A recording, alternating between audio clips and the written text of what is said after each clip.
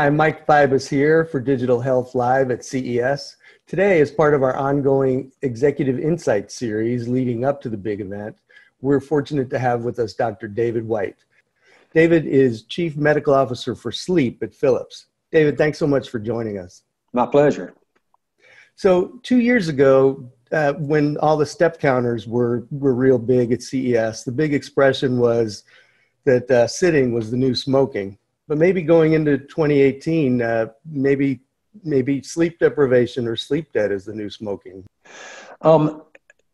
Yeah, I agree. Sleep deprivation or poor amounts of sleep or poor sleep quality is really a problem.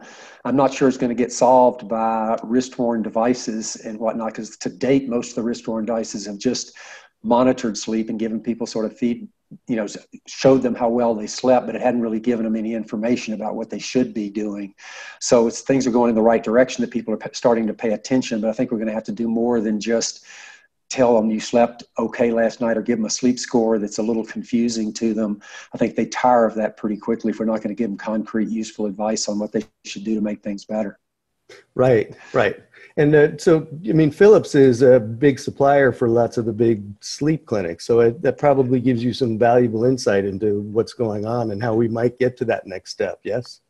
Yeah, no, Philips has been involved in sleep since 1985. They came out with the very first CPAP machine used to treat obstructive sleep apnea. So we've been involved with sleep labs from sort of the very beginning, when there were just a few of them, to where there are literally thousands of sleep labs right now. So that sounds like that's an area you're going to be moving into now, from sort of the professional to taking it to the consumer. Yeah, Philips has gotten very much trying to bridge the gap between actually healthcare and consumer health. And sleep is a pretty natural area to do that. Obviously, everybody sleeps. Most people have a sleep problem of one sort or another at some time in their life. And so it's a good area to bridge. And I think we have a lot of deep understanding of the biology of sleep disorders and whatnot. And we also have a lot of consumer electronic experience. So if you combine those, we are pretty well set to take a lead in this market. Yeah, so I can't wait to see where you're going to lead us. Now, you are doing a session at the Digital Health Summit on sleep, yes? Yeah, we have a session on Tuesday at 1 p.m. The main focus of that session is this device we have that's designed to increase what we call slow wave activity or slow wave sleep, which is probably the deepest and most restorative stage of sleep, and has some important biological functions. So we believe, and most people believe, that if you can increase slow wave activity, these slow waves that you can record on an electroencephalogram and EEG, that it helps to restore the brain more efficiently and better. And if we can do that, then that would be a major step forward. The number of people that are not sleeping enough is huge. And I guess it's very interesting. I think people get used to sleeping 5 or 6 hours, 3 or 4 or 5 nights a week, and they just live with it.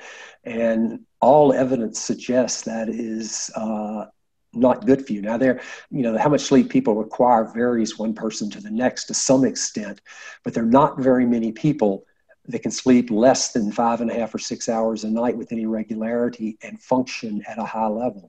Right.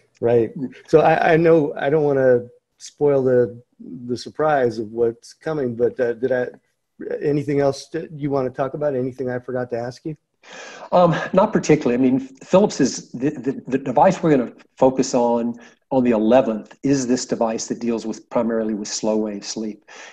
Sleep's going to be really a focus of Philips in the digital world. This will be our first foray into sort of consumer health in the sleep space that we're going to introduce at the Consumer Electronics Show, but it's the first of hopefully many.